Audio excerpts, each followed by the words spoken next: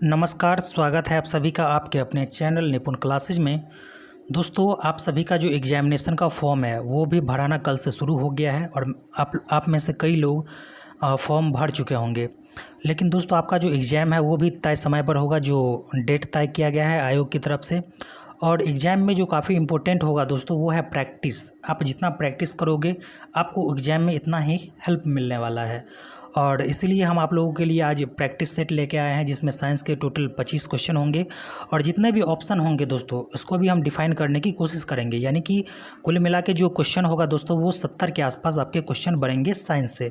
इसी तरह से आपको 25 सेट कराया जाएगा साइंस का और 25 कराया जाएगा सोशल साइंस का, जिसमें इतिहास, भूगोल, नागरिक इतिहास और अर्थशास्त्र के क्वेश्चन आपको देखने को मिलने वाले हैं। और जो भी टॉपिक रह गया है दोस्तों करवाने के लिए, उसका PDF आपको टेलीग्राम चैनल पर मिल जाएगा, जिसका लिंक वीडियो के डिस्क्रिप्शन बॉक्स में दिया है। तो वहाँ से आप टेलीग्राम चैनल से जुड़ जाइए और जो भी टॉपिक रह गया है तो उसको PDF के फॉर्म में हम आपको प्रोवाइड वहाँ पे करवा देंगे। तो बढ़ते हैं आज के अपने टॉपिक की तरफ। क्वेश्चन है दोस्तों कि किसके कारण खसरा की बीमारी होती है। देखिए दोस्तों, खसरा एक बीमारी होती है जो वायरस के वजह से होता है। ऑप्शन नंबर डी इसका करेक्ट हो जाएगा। अगर बैक्टीरिया से होने वाला रोग पूछे दोस्तों तो हैजा जो होता है वो बैक्टीरिया की वजह से होता है। इसके बाद टाइफाइड होता है बैक्टीरिया की वजह से, और टिटनस, ये सभी रोग होते हैं बैक्टीरिया की वजह से। इसके बाद अगर कवक की बात करें तो कवक से होता है दाद, खाज, खुजली, गंजापन। तो ये सभी बीमारी किस वजह से होता है तो कवक की वजह से। प्रोटोजोआ की वजह से एक बीमारी होता है जो दोस्तों मलेरिया, और मलेरिया के परजीवी की खोज के बारे में एग्जाम में क्वेश्चन पूछा जाता है दोस्तों। तो रोनाल्ड रॉस ने मलेरिया के परजीवी की खोज की थी। और इस क्वेश्चन का करेक्ट आंसर हो जाएगा वायरस। नेक्स्ट क्वेश्चन है हमारा, एक गैंडे की सींग और मानव बाल में कौन सा प्रोटीन पाया जाता है। तो देखिए दोस्तों, गैंडा का जो सींग होता है और मनुष्य के जो बाल होते हैं या फिर मनुष्य के जो नाखून होते हैं तो उसमें पाया जाता है प्रोटीन, और उस प्रोटीन का नाम है दोस्तों केरोटिन। ऑप्शन नंबर ए इसका करेक्ट आंसर हो जाएगा। इसके बाद बात करें एमिनो एसिड की, तो एमिनो एसिड क्या होता है दोस्तों, तो ये पाया जाता है प्रोटीन के अंदर, यानी कि 20 एमिनो एसिड मिलकर एक प्रोटीन का निर्माण करता है। अगर बात करें डोपामिन की, तो डोपामिन एक हार्मोन है जो हमारे दिमाग से, ब्रेन से सिक्रेट होता है, रिलीज होता है। नेक्स्ट क्वेश्चन है क्वेश्चन नंबर 3, निम्न में से कौन वृक्षीय जानवर है। क्वेश्चन के पूछने का भाव ये है कि वृक्ष पर रहने वाले जानवर कौन है। तो करेक्ट आंसर हो जाएगा ऑप्शन नंबर बी, यानी कि बंदर। नेक्स्ट है, किस रसायन के कारण मिर्च का स्वाद तीखा होता है। मिर्च खाने में दोस्तों तीखा होता है, इसमें एक केमिकल पाया जाता है जिसका नाम है कैप्सेसिन। ऑप्शन नंबर 1 करेक्ट हो जाएगा। और इसी की वजह से जो मिर्च होता है उसका टेस्ट कैसा होता है, तो ये तीखा होता है। अगर बात करें लैक्टिक एसिड की, तो दोस्तों दूध में पाया जाता है लैक्टिक एसिड। एसिड का मतलब होता है दोस्तों खट्टा, तो एसिड में खट्टापन होता है और दूध में जो खट्टापन हमको देखने को मिलता है लैक्टिक एसिड की वजह से। यूरिक एसिड की बात करें तो मानव के मूत्र में पाया जाता है यूरिक एसिड। अगर मैलिक एसिड की बात करें तो जो सेब होता है दोस्तों, तो सेब में मैलिक एसिड पाया जाता है। क्वेश्चन नंबर 5 है कि नट पर, नट का मतलब यहाँ पर है दोस्तों जाल या फिर रस्सी। रस्सी पर चलने वाले व्यक्ति भौतिक के किस नियम का पालन करता है। दोस्तों, गति का नियम आप लोग पढ़े होंगे, और इस नियम का प्रतिपादन किसने किया था, न्यूटन ने किया था। तो करेक्ट आंसर हो जाएगा ऑप्शन नंबर बी, न्यूटन के गति का नियम फॉलो किया जाता है। जब कोई व्यक्ति रस्सी पर जब चलते रहता है दोस्तों, तो उसके हाथ में एक डंडा होता है और बैलेंस बनाने के लिए उस पर वो चलते रहता है। तो किस नियम को फॉलो कर रहा है, तो न्यूटन के प्रथम गति के नियम को यहाँ पर फॉलो किया जा रहा है। न्यूटन ने कितने गति के नियम दिए थे दोस्तों, 3। प्रथम गति के नियम, द्वितीय और तृतीय। नेक्स्ट है कि ओरल पोलियो वैक्सीन। दोस्तों, पोलियो की जो 2 बूंद बच्चे को पिलाई जाती है वो वास्तव में होता क्या है, तो वैक्सीन होता है।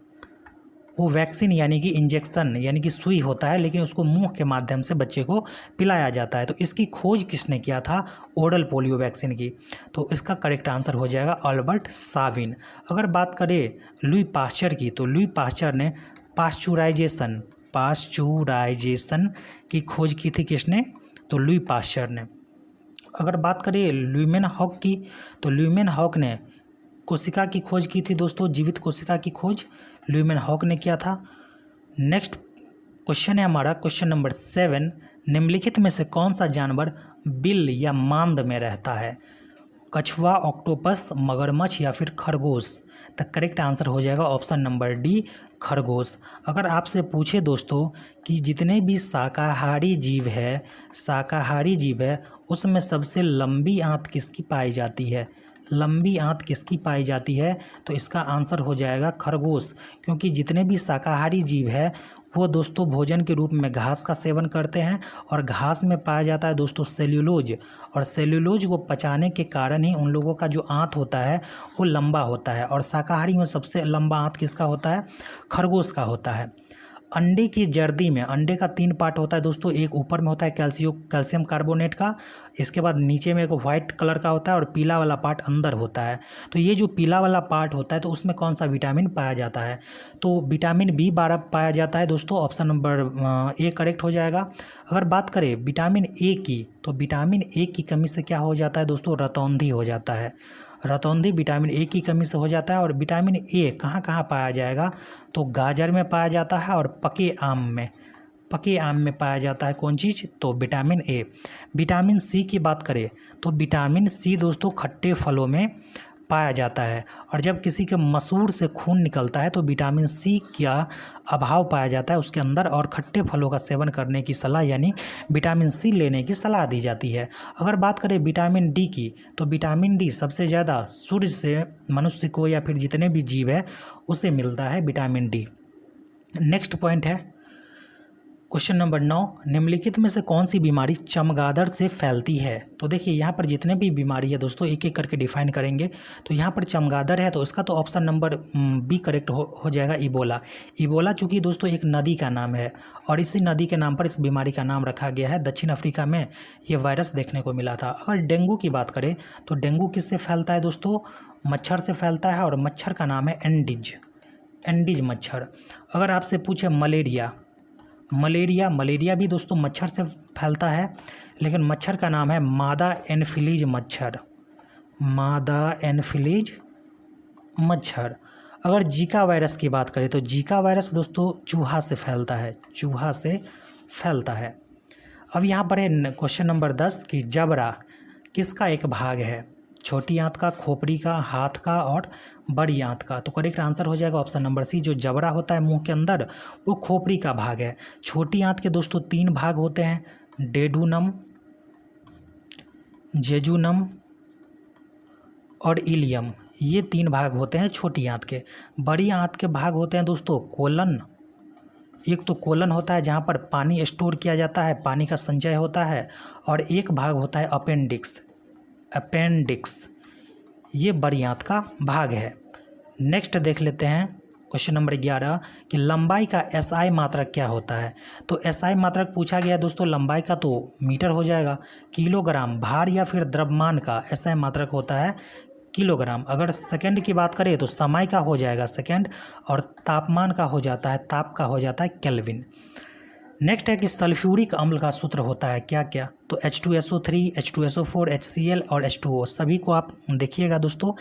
H2SO3 ये होता है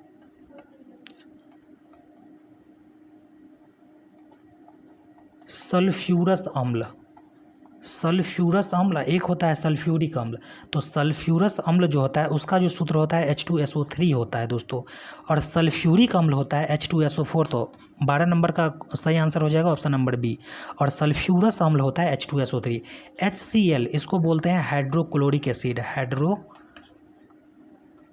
एसिड, और ये हाइड्रोक्लोरिक एसिड कहाँ पाया जाता है? तो मानव के पेट में पाया जाता है हाइड्रोक्लोरिक एसिड। और H2O किसका सूत्र है दोस्तों? तो जल का सूत्र है H2O। पृथ्वी के वायुमंडल के किस परत में ओजोन पाया जाता है? सबसे पहले आप ओजोन का सूत्र दोस्तों याद रखिएगा, O3 होता है, माने कि ऑक्सीजन का 3 परमाणु मिलकर ओजोन बनाता है, ठीक है।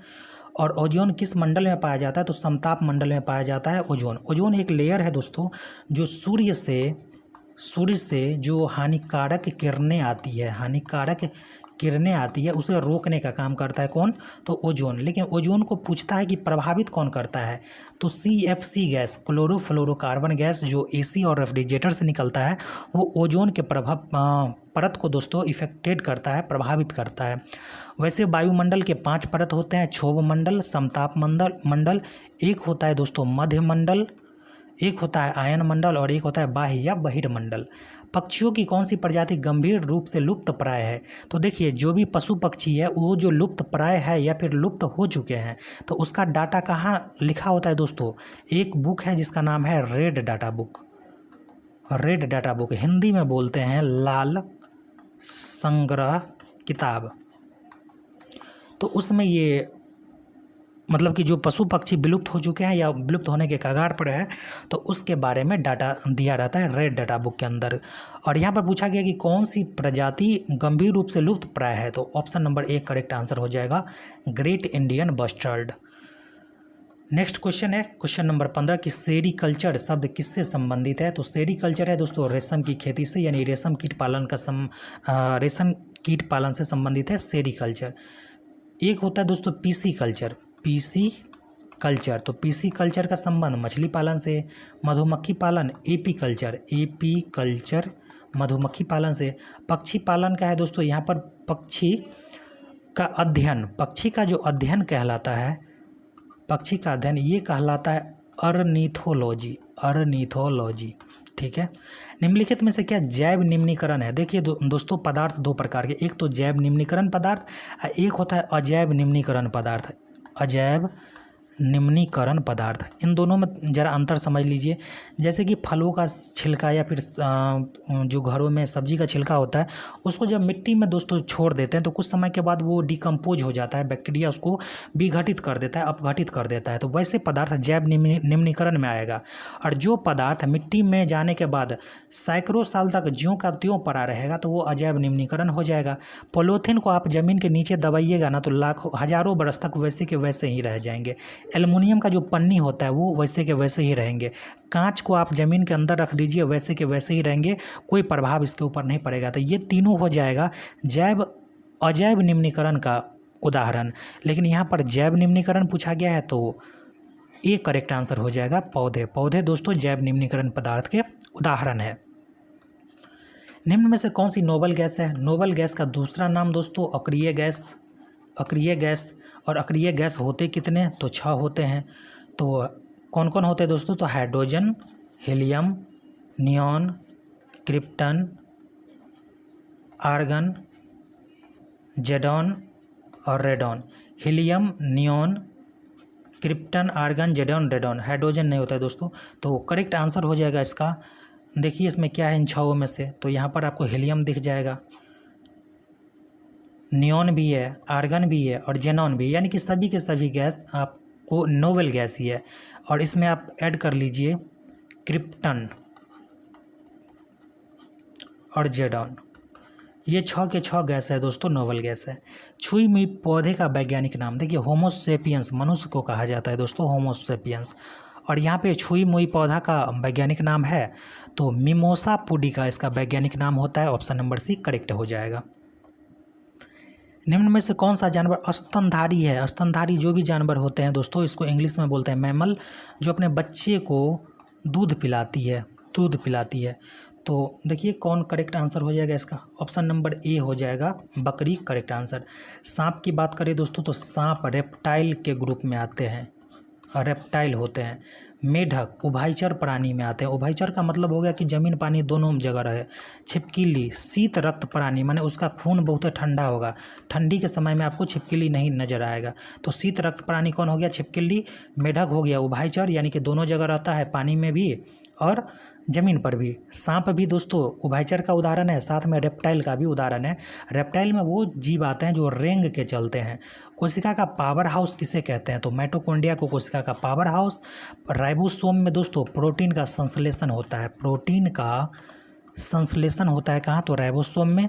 लाइसोसोम को आत्महत्या की थैली कहा जाता है, लाइसोसोम को। ये जितने सारे क्वेश्चन आपको पीडीएफ के रूप में दोस्तों टेलीग्राम चैनल पर मिल जाएगा, जिसका लिंक नीचे दिया गया है, तो वहाँ से आप लोग जुड़ जाइए। आपको वहीं पे जो टॉपिक रह गया है वो पीडीएफ के रूप में कवर करवा देंगे।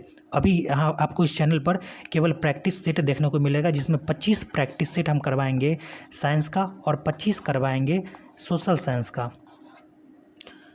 क्वेश्चन नंबर 21 है कि लोहे में जंग लगना कौन सा परिवर्तन है। दोस्तों 2 परिवर्तन याद रखिएगा, एक तो भौतिक होता है, एक रासायनिक परिवर्तन। रासायनिक परिवर्तन में क्या होता है, अगर कोई पदार्थ है वो अपना अवस्था बदल लिया, जैसे दूध है, दूध से दही बन गया, तो क्या फिर दही को हम दूध बना सकते हैं? बिल्कुल नहीं। तो वैसे जो पदार्थ होंगे वैसे परिवर्तन रासायनिक परिवर्तन होंगे। लोहे में जंग लगना कौन सा परिवर्तन है, तो ये हो जाएगा रासायनिक परिवर्तन। भौतिक परिवर्तन में क्या सब आते हैं, जैसे कि पानी का जमना, जैसे कि पानी जम के क्या होता है, बर्फ़ बन जाता है, फिर बर्फ़ को हम पानी बना सकते हैं। तो जो चीज़ अपना अवस्था बदल ले लेकिन कुछ समय के बाद फिर वो अगर पूर्व की अवस्था में आ जाएगा तो वो भौतिक परिवर्तन हो जाएगा। अगर पूर्व अवस्था में नहीं आ पाता है तो वो रासायनिक परिवर्तन हो जाएगा। ध्वनि किसके आर पार नहीं जा सकती है, निर्वात के। सबसे ज़्यादा ध्वनि की चाल कहाँ होगा दोस्तों, ठोस या फिर इस्पात में, और इससे कम द्रव में, सबसे कम होता है गैस में। सबसे ज़्यादा यही पूछा जाता है कि ध्वनि का वेग सबसे ज़्यादा कहाँ, तो ठोस या इस्पात में। कहाँ पर ध्वनि पार नहीं कर सकता है, तो निर्वात में, जहाँ पर कोई वायु नहीं होता है। क्वेश्चन नंबर 23 है कि निम्न में कौन भूमिगत खाद्य तना, यानी कि किसका हम तना खाते हैं, अदरक का खाते हैं, प्याज का खाते हैं, हल्दी का खाते हैं, यानी कि ऑप्शन नंबर डी करेक्ट हो जाएगा, इनमें से सभी सही हो जाएगा। HIV किससे संबंधित है, HIV दोस्तों एड्स से संबंधित है। रिकेटस जो होता है वो विटामिन डी की वजह से होता है, विटामिन डी की वजह से। टेटनस जो होता है फर्स्ट क्वेश्चन में ही बताए थे कि ये बैक्टीरिया की वजह से। पायरिया में क्या होता है दोस्तों, तो मसूड़ से ब्लड निकलने लगता है पायरिया में, और विटामिन C का सेवन करना चाहिए जिसको पायरिया हो जाता है, ठीक है। क्वेश्चन नंबर 25 है उत्तक होते हैं। देखिए मानव शरीर का जो सूक्ष्मतम इकाई है दोस्तों वो कोशिका है। कोशिका के समूह को ही हम कहते हैं उत्तक, और उत्तक के समूह को कहते हैं अंग, और अंग मिल के बनता है अंग तंत्र, ठीक है। तो उत्तक क्या होते हैं, तो कोशिका के समूह होते हैं, ऑप्शन नंबर 1 करेक्ट हो जाएगा। तो ये था दोस्तों 25 क्वेश्चन, आपको इसी तरह से सेट मिलते रहेंगे कंटिन्यू। अब ऐसा ये साइंस का है, इसके बाद आपको सोशल साइंस का भी सेट मिलेगा और साइंस का, यानी 25 सेट आपको कवर हम करवाएंगे इस चैनल पर। तो जो लोग भी नए हैं तो आप हमारे चैनल से जुड़ सकते हैं।